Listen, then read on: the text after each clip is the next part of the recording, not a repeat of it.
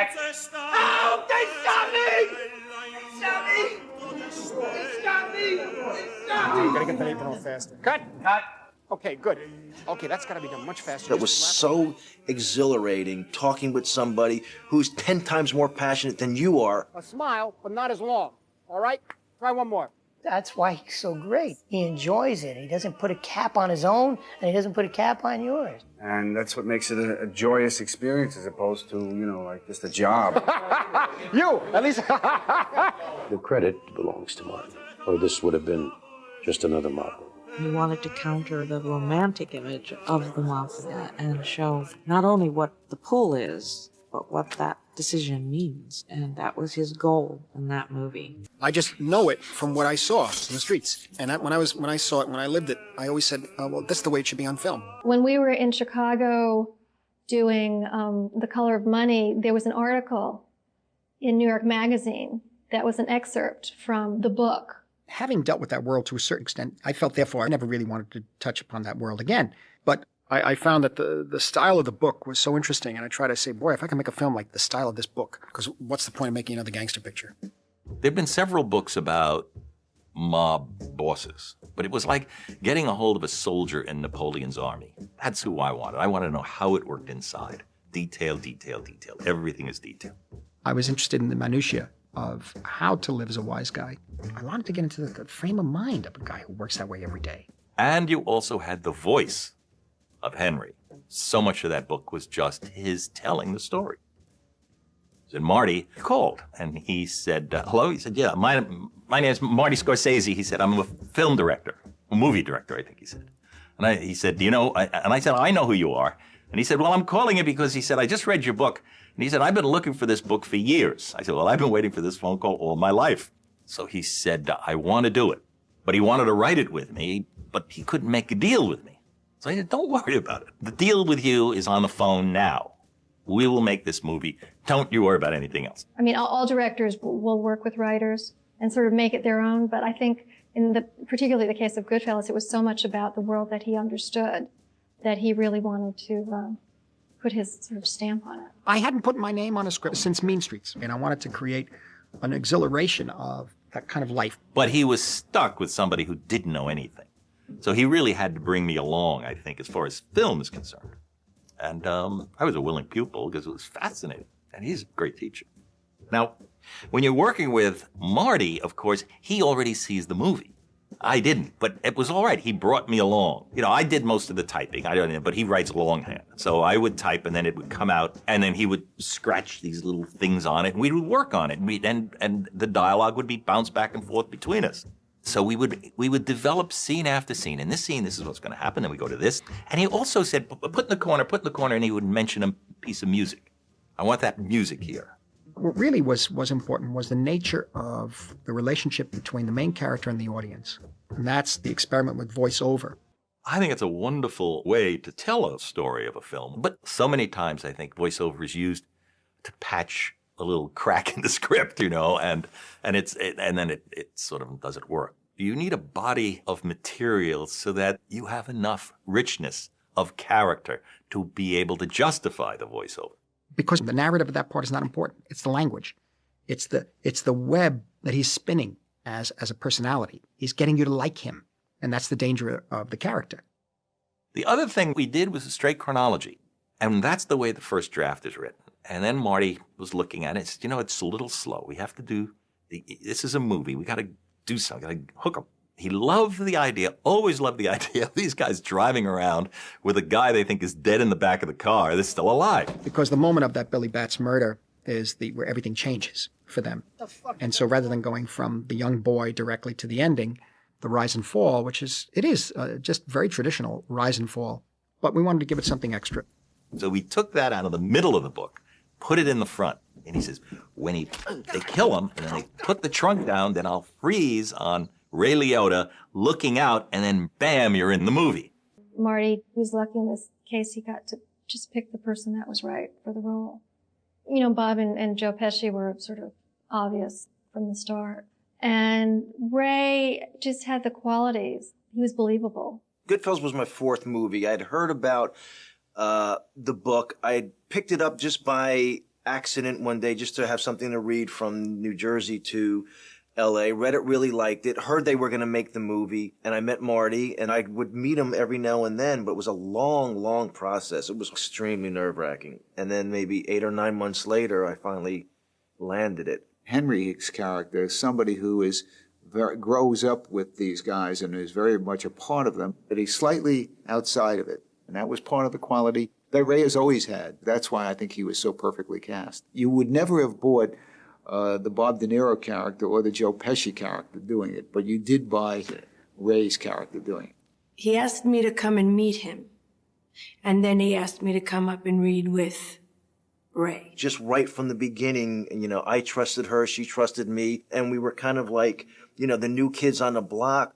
And Marty, he always called us the kids, Ray and I. Bring the kids out. You know, it was always very cute. So we had a commitment towards each other and something that we were both going through at the same time, a newness to the situation. And when I came in to meet with him for this, he said, what do you want to play? And I said, I want to play Paul. He said, don't play Paul. Play Billy Bats. You don't argue with Marty. You say, no, I want to play this. If he says to play, he says, listen to me, play Billy Bats. I said, okay, Marty, whatever you want to do. And that's how it was cast. At that moment, I did not know what Billy Bats was going to be. So it actually was really a gift because everybody I know that I ever see or meet knows about it. And I did 40 movies. So that's got to be the standout. Serino. He was perfect, Paul. I wasn't. That I didn't think I could do it because it was not the kind of role that I felt I really had an affinity for. The externals were easy, a middle-aged Italian man. The difficulty was in the lethality that I felt I didn't possess. And so even though I wanted to do it, I was sort of faking when I went to the meeting and giving Martin the impression that I knew exactly what to do with it when I had no idea what to do with it. But I wanted so much to be in a Scorsese movie. I guess he just figured I was capable of it. I had done so much homework. I was just obsessed with it. I knew it you know, I remember I was at home in Jersey. Nick Pileggi had tapes of Henry. I remember putting the cassettes in my mother's car, and as I would drive to New York, be listening to him tell a story as he chomped on potato chips.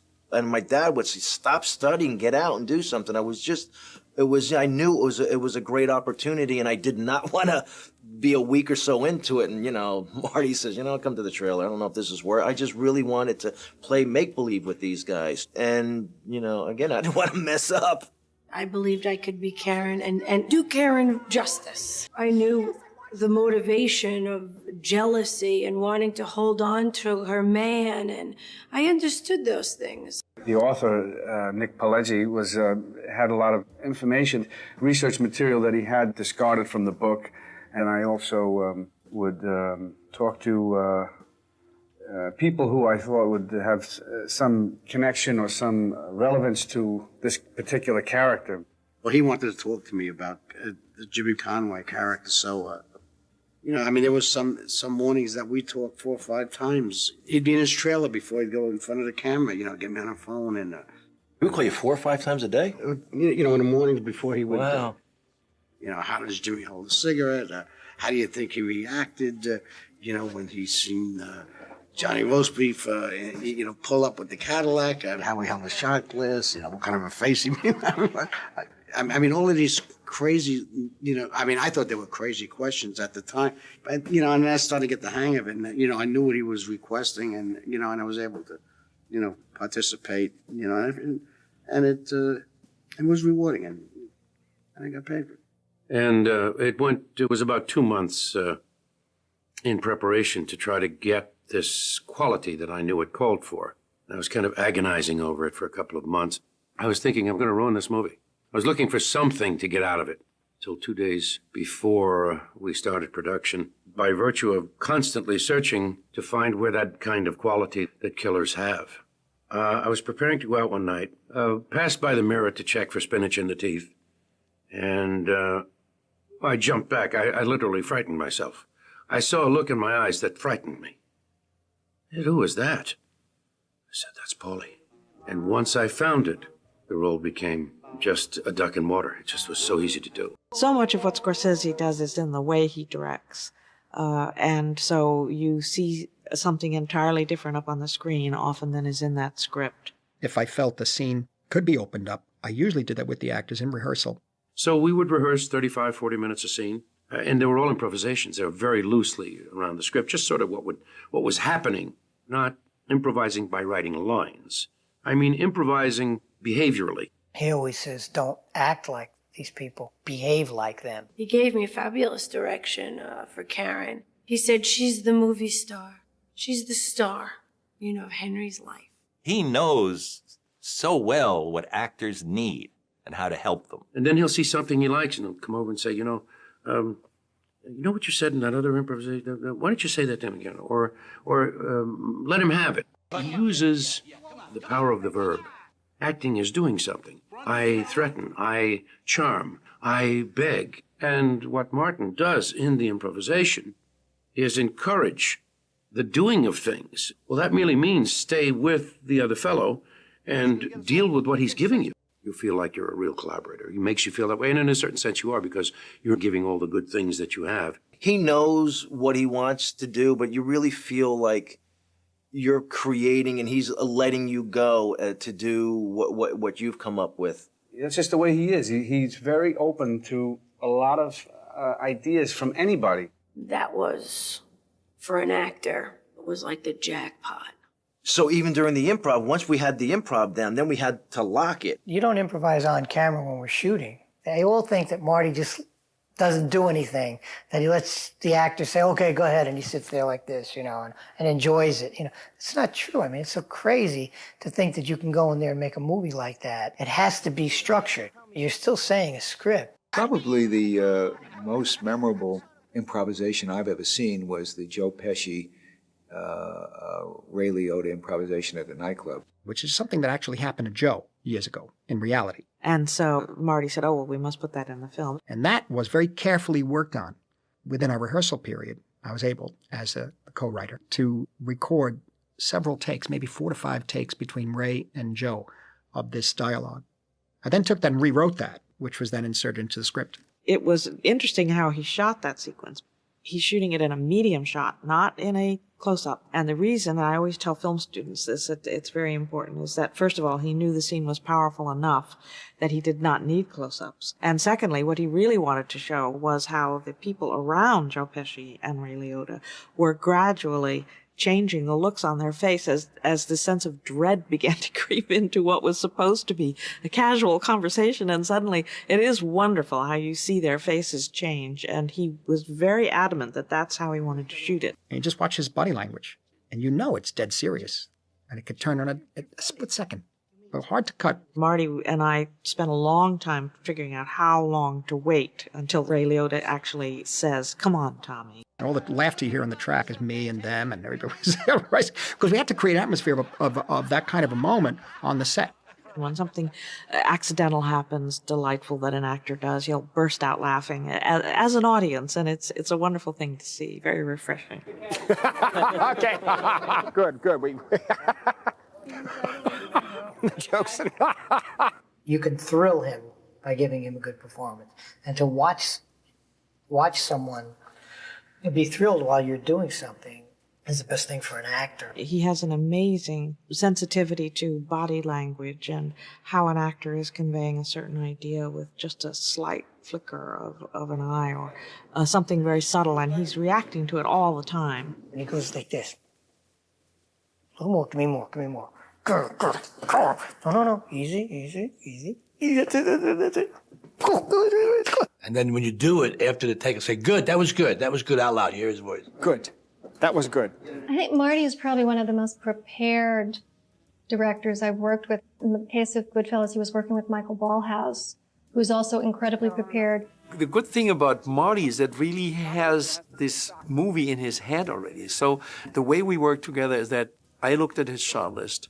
Then we look at the locations together and we figure out if his shots would work on a location like this or that. So there is no discussion actually on the set anymore. I mean, we talk about shots, but it's not like we're trying to figure out what it's going to be. So we know what's going to be. There are many times that we didn't do any coverage at all. I never even knew when we were making it what that scene was. I never knew. I was clueless. I'd never even seen a steady cam. And that doesn't exist in the book. But it does in just a couple of lines. Except a couple of lines in the book in the hands of the director, that's where you begin to see a nonfiction book in detail really blossom into a kind of art. The whole idea is that it had to be done in one take, so you don't feel that it was a series of cuts but there was a separation between him and the world that he was trying to get into. The camera flowed through and just glided through this world. Just all the doors opened to him and everything just slipped away. It was like heaven. And then to emerge like a king and queen, this was the highest he could aspire to. It was kind of tricky also to get all the actions right because Marty is so very accurate about every single timing. You know, what the people do in the kitchen. The guy with the table comes at the right time and brings the table over. All these things are very important. But as far as I remember, we shot the scene only 8 times, and it was not even a full day. But we wanted it really in one shot, and we got it in one shot. Yeah, and he really knows every second of what you're doing. You come to the set dressed, he'll send you back because you like the tie. He sees every detail. The kid doesn't look like a gangster yet. He has to look. His shoes are going to be shined. Got a pinky ring, kid? Yeah, that's better. I would like it just a little bit. We don't have any stays in the collar? Yeah, this one doesn't call. No stays, Christine? Every little nuance in it means something to him, and he made sure it was registering right. Well, that's the thing with Marty, because his films really have a sense of reality. And he understands it so well. He knows when something is real and when it isn't. Marty would say, no, that doesn't feel right. Does that feel right to you? But the only way you can really be truthful about it is to really not be inhibited by anything. I think it explains what the world is really like. And part of what's so interesting is that it starts out as a lot of fun. We're as bad as they are. We're happy to see the postman go in the oven. And all of a sudden, of course, when Spider gets shot, it all turns and it changes. When he shoots that poor kid in the foot, you should know then this is not the way to live. You don't be sucked in by these guys, because it's only going to end one way. Before the witness protection program, it only ended one way. Death. It was the most frightening thing. I mean, I was out of my body for a minute, you know. I had to put myself in a frame of mind to really kill someone. I made them put full loads in the gun, in the 45, because I wanted to hear the echo. I wanted to feel the gun really kick like a real 45. The silence after the last shot rang out was more deafening than the gun.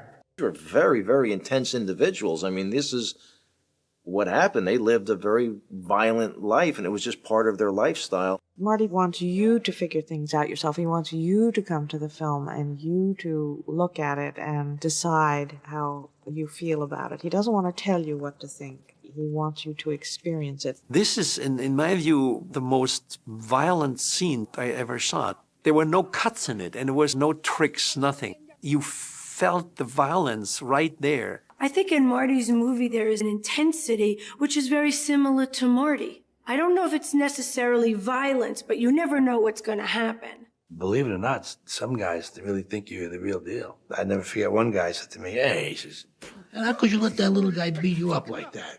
You know, and he says, what is with that language? What kind of talking is this? The F and this and F and that. Well, this guy must have killed 25 people that we know about.